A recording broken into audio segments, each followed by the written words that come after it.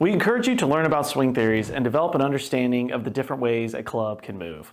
Once you grasp them, you can communicate better with your instructor and play a role in evaluating overall mechanics that fit you best. Let's look at a golf lesson from the perspectives of your coach and then from you. From a coach's perspective, the most common concern I've heard is that students come to lessons unprepared and have no vision for where they want to go. So we want to help you get ready by developing an approach. And from your perspective, during a lesson, you need to manage your coach effectively. Players often fail to recognize that each coach teaches something different, and frequently, instruction between them conflicts.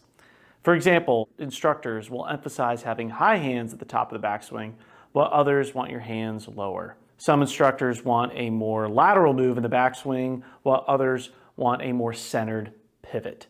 There are hundreds of permutations, and yes, they can clash and be confusing. So it's important that you understand swing theories so you have a knowledge base to converse with your coach and help find your best fit. Too many players just take a lesson and listen to their coach download. They think that being a silent student is the way to go, but frankly, that's wrong. There's potential for a lesson to actually make you worse if you don't interact and then accept a move that doesn't fit your tendencies. So please remember that lessons are a two-way street with lots of back and forth. Along the way, you shouldn't get intimidated by your instructor or frustrated with the process. Learning golf needs to be fun. Here's an approach that I found to be effective. Look for a good fit. Try to identify a swing coach who has had success with similar students. For instance, if you're an intermediate player, look for a coach who teaches players who score like you or slightly better. I suggest you search backgrounds on the internet and listen to word of mouth. Talk to your friends and playing partners to get their ideas on who might be a good teacher. After you identify a coach who you think can help, call and schedule an interview. You need to determine whether you're on the same page regarding the need to try out options and find fit for your individual tendencies. Remember that often the best teachers are busiest for a reason. So you may need to wait for the right one, but usually it'll be worth it. Once you have a lesson scheduled, develop a plan for what you want to get out of it. You'll need to tell your swing coach your immediate goals in golf, such as your desire to break 90, how long you've been playing, your history of improvement, history of lessons, recent scores, strengths and weaknesses, most frequent shot shapes, swing or shot shape issues you're experiencing, options you're working on, the ones you want to try, and the ones that fit you well. When the lesson day comes, wear comfortable clothing and a hat and bring a bottle of water. Take your full bag of clubs.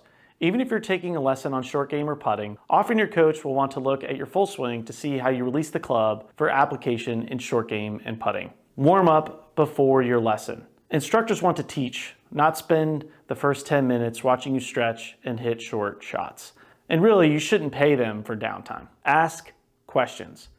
The biggest problem I hear from students after taking a lesson is that they didn't understand what their coach said, and often they don't even recall it. Repeat questions until you internalize what's being communicated, and if you don't understand some aspect of your coach's jargon, ask for clarification. And if you get a video lesson, encourage your coach to email you a copy of it. Talk with your coach about your swing as well as swing theories generally. Let your coach know that you understand different swing theories and you want to find your best fit. If your coach suggests something that feels uncomfortable after 10 shots or so, tell him or her and ask for another option. My experience is that you'll never ingrain what your mind and body has tried and rejects. The goal is to find the technique that fits you, and you'll know when it happens because it'll give you a good feeling inside. Pay attention to your mindset. Stay positive and don't make the mistake of trying to impress your coach. You're there to learn and get better. Your coach will be watching your swing and ball flight, so try to relax as much as you can and swing just like you do normally. But remember that since you're thinking about your swing more than usual, you'll probably struggle a little bit. Don't sweat it. Put your coach at ease so the two of you connect. Any two-way communication needs connection to be successful. Remember, the quality of instruction is only as good as the communication that's created. Make eye contact, smile, have an open body language, use your coach's name. Identify the options you've been trying out and get your coach's input on them. The more clearly you can communicate, the better your coach will be. If your coach provides too much information, make it clear that you're getting out of your comfort zone and that you need to understand better. Keep an open mind and be diligent in trying out what your coach suggests. Work hard on what your coach suggests. If it doesn't feel good initially, try exaggerating it. Doing so will help you solidify the feel and allow your coach to better fine-tune what you're doing. Remember though, that if something doesn't work or feel good after 10 balls or 9 holes on the course, I recommend that you abandon it and try another option. At the end, ask for feedback. Ask for drills to ingrain what the two of you have decided is a good fit. Give your instructor a summary of what you've been working on so he or she can gauge your level of understanding.